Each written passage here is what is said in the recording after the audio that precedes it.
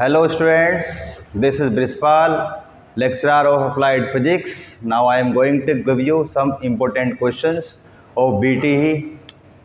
So here your subject is Applied Physics. As you well known कि आपके exam जो हैं अब आ रहे हैं, तो एग्ज़ाम के लिए आप लोगों को कुछ इम्पोर्टेंट क्वेश्चन देने जा रहा हूं, जो कि आपको आराम से, अगर ये क्वेश्चंस आप कर लेते हैं तो आप आराम से पास हो जाएंगे। और अगर आप इसको बार बार कुछ डेरिवेशन अगर आप कर भी लेते हैं तो आप अच्छे नंबर भी ला सकते हैं। सो पहला जो चैप्टर है आपका अप्लाइड फिजिक्स सेकंड के अंदर, उसका नाम है wave motion and its application. Wave motion and its application. Physics में सबसे पहले चैप्टर में ये आपका पहला चैप्टर आता है wave motion and its application. इसके अंदर जो सबसे पहला आपका क्वेश्चन, जो इम्पोर्टेंट क्वेश्चन है, वो है what is transverse wave and what is longitudinal wave. पहले तो आपको ये करना है कि ट्रांसवर्स वेव क्या होती है, लॉन्गिट्यूडनल वेव क्या होती है, इनके क्या क्या एग्जांपल्स होते हैं, वो आप लोगों को तैयार कर लेने हैं। पहला क्वेश्चन आपको ये तैयार करना है, ठीक है। उसके बाद दूसरा क्वेश्चन जो आपको तैयार करना है, what is SHM। SHM stands for simple harmonic motion and it's elements. अब इनके जो एलिमेंट्स हैं, इन एलिमेंट्स में आपको एक इसका एम्पलीट्यूड क्या होता है,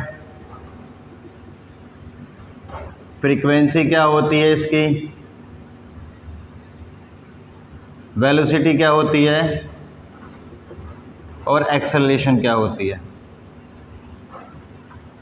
इनकी आपको एक इक्वेशन जो दी हुई होती है वो भी आपको आनी चाहिए, क्योंकि एक एक नंबर के क्वेश्चंस आते हैं। स्टार्टिंग के 10 क्वेश्चन जो आपके एक नंबर के हैं, उनमें आपके एम्पलीट्यूड, फ्रीक्वेंसी, वेलोसिटी, एक्सेलरेशन, इनमें से कई बार क्वेश्चन क्लिक कर जाता है, तो आप यहाँ से इस क्वेश्चन को भी तैयार कर लेंगे। इसके बाद तीसरा क्वेश्चन जो आपका आता है, define free forced and damped oscillation. अब यहाँ जो free force and damped oscillation है, यहाँ पर आप इनके एग्जाम्पल भी तैयार करें, इसके साथ में इनकी वेव फॉर्म क्या होती है वो भी तैयार कर लेंगे। तो आपका जो क्वेश्चन लिखने का तरीका है वो एग्जामिनर को भी अच्छा लगेगा, और आपको पूरे के पूरे आंसर मिलने के, क्वेश्चन में आपको जो मार्क्स हैं वो पूरे के पूरे मिलने के चांसेस होते हैं। इसके बाद आपका जो क्वेश्चन है नेक्स्ट, एक क्वेश्चन होता है आपका differentiate between standing wave and plane progressive wave. अगर आपका इसमें 5 नंबर का क्वेश्चन आता है तो आप इसके 5 डिफरेंस या 60 डिफरेंस लिख के आ जाएं, तो आपको आराम से पूरे मार्क्स मिल जाते हैं इसमें, कि स्टैंडिंग वेव क्या होती है और आपका प्लेन प्रोग्रेसिव वेव। एक तो डेफिनेशन लिख दें आप इसकी, इसके अलावा एक आपका इसका इक्वेशन होता है वो इक्वेशन लिख दें। इसके अलावा आप थोड़ा सा रेफरेंसेस के तौर पे इनके 2-3 एग्जांपल दे दें, तो यहाँ पर आपका ये 5 नंबर का क्वेश्चन तैयार हो जाता है। इसके बाद इसी चैप्टर के अंदर नेक्स्ट टॉपिक है आपका resonance. This is very very important question because it has been come 3 or 4 times. What is resonance? Resonance क्या होता है, इसके अलावा शार्पनेस ऑफ रेजोनेंस। रेजोनेंस की जो शार्पनेस है, इससे आप क्या समझते हैं। और इसी में ही तीसरा क्वेश्चन आता है आपका, what is the Q factor for resonance. तो ये तीनों चीज़ें आपको, ये कई बार क्यू फैक्टर जो है 1 मार्क्स में आने के चांसेस होते हैं, 1 नंबर में पूछ लेता है कई बार। इसके अलावा इसकी डेफिनेशन पूछ लेते हैं, डिफाइन रेजोनेंस, और शार्पनेस तो आपका 5 मार्क्स में पूछ लिया जाता है और कई बार आया हुआ क्वेश्चन है। इसलिए आप इस शार्पनेस ऑफ रेजोनेंस को भी तैयार कर लेंगे। इसके बाद नेक्स्ट है आपका derivation for time period of simple pendulum, Hindi में बोलते हैं सरल लोलक। तो सिंपल पेंडुलम में आपका जो टाइम पीरियड होता है उसका हम लोग डेरिवेशन कैसे करते हैं, पूरा डेरिवेशन आप लोग तैयार कर लें। इसके अलावा इस पर न्यूमेरिकल भी आ जाता है, तो आप उसको भी तैयार कर लें तो ही अच्छा, वो भी अच्छा रहेगा। ठीक है। इसके बाद नेक्स्ट टॉपिक है आपका characteristics of sound. Characteristics of sound के अंदर आपका जो टॉपिक है, एक तो आपका होता है लाउडनेस, व्हाट इज़ लाउडनेस, क्या होती है। इसके अलावा आपकी इंटेंसिटी क्या होती है, और एक आपकी पिच क्या होती है। कई बार इनमें शॉर्ट नोट भी पूछ लिया जाता है, तो क्वेश्चन को पूछने का तरीका अलग अलग हो सकता है, लेकिन आपका जो तैयार करना है वो आपको टॉपिक यही करने हैं, लाउडनेस, इंटेंसिटी, पिच, इनकी यूनिट क्या होती है और इनको हम लोग फॉर्मूले के फॉर्म में किस तरीके से लिखते हैं। ये सारी चीज़ें आप तैयार कर लेंगे तो कैसा भी क्वेश्चन पूछ लिया जाए इसमें से आप आराम से लिख सकते हो। ठीक है। और इसके बाद में नेक्स्ट एक क्वेश्चन आपका बनता है short note acoustic of building, acoustic of building. इस पर कई बार शॉर्ट नोट पूछा जाता है कि भाई आपका बिल्डिंग्स में आपकी जो आवाज़ होती है उससे क्या इफेक्ट पड़ जाता है।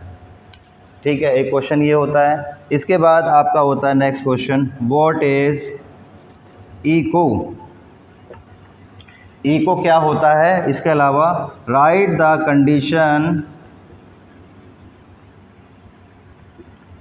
For formation of echo. This is very very important question, I must say you have to learn. ठीक है, तो ये इको क्या है, कंडीशन क्या होती है फॉर्मेशन की, बहुत आसान है, आप लोग पढ़ेंगे तो आसानी से आप इसको तैयार कर लेंगे। तो ये आपका इको क्या है। और एक इसके बाद नेक्स्ट क्वेश्चन है रिवर्बरेशन, व्हाट इज़ रिवर्बरेशन। और इसके बाद एक इसी में ही है सबाइन फार्मूला। सबाइन फार्मूला जो है आपको लिखना आना चाहिए। इसका हम रिवर्बरेशन टाइम, जो रिवर्बरेशन होता है, इसी टाइम को रिप्रेजेंट करने के लिए सबाइन फार्मूला यूज़ करते हैं। कई बार पूछ लेते हैं सबाइन फार्मूला के अंदर किस किस एलिमेंट पे ये आपका डिपेंड करता है।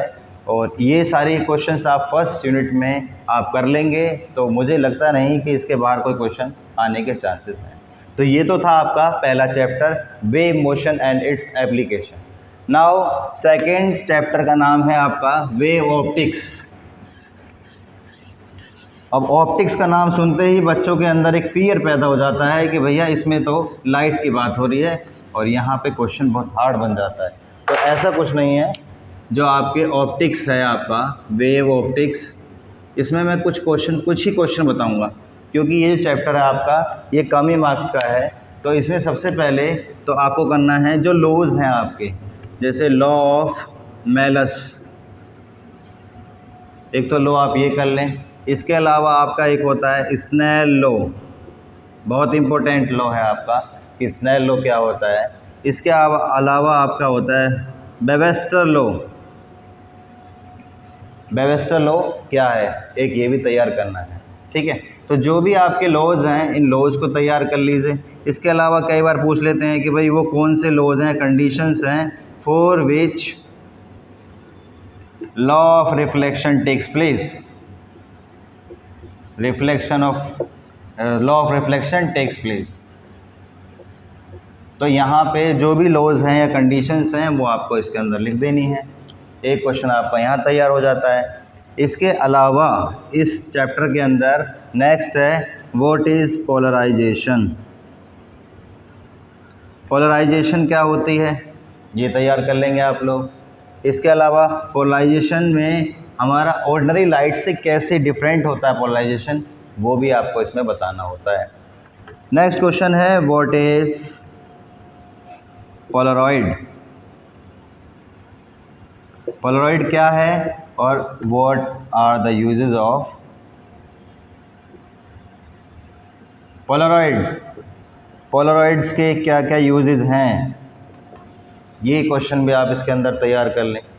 इसके अलावा इसमें जो छोटा सा एक आपका पार्ट है जिससे बच्चे ज़्यादातर डरते हैं कि भाई आपका लेंस, तो लेंस के साइड में मैं आपको केवल बताऊंगा कि आप लोग एक तो differentiate between concave and convex lenses. Lens में एक तो डिफरेंस निकाल लें आप लोग, और स्पेशली जो फोकल लेंथ है आप लोग कैसे फोकल लेंथ निकालते हो वो फॉर्मूला आपको याद होना चाहिए दोनों ही केसेस में। और इसके अलावा आपका what is the power of lens, lenses की जो पावर होती है वो हम लोग कैसे निकालते हैं, और इसके ऊपर कई बार न्यूमेरिकल पूछ लिया जाता है कि भाई आपके जो पावर ऑफ लेंसेज होती है वो क्या होती है।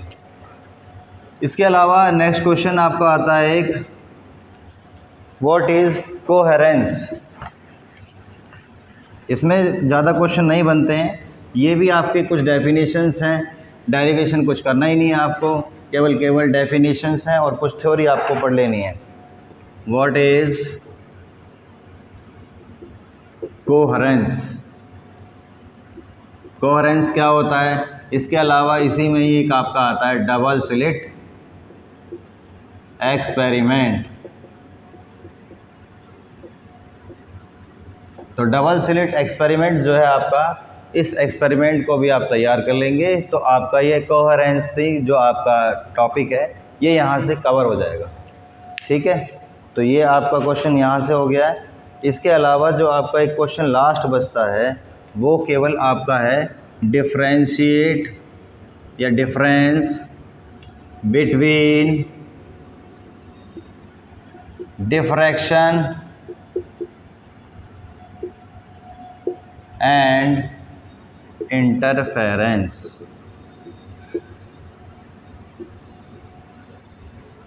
तो ये क्वेश्चंस हैं जो सेकंड चैप्टर के हैं, वो आप लोग तैयार कर लेंगे।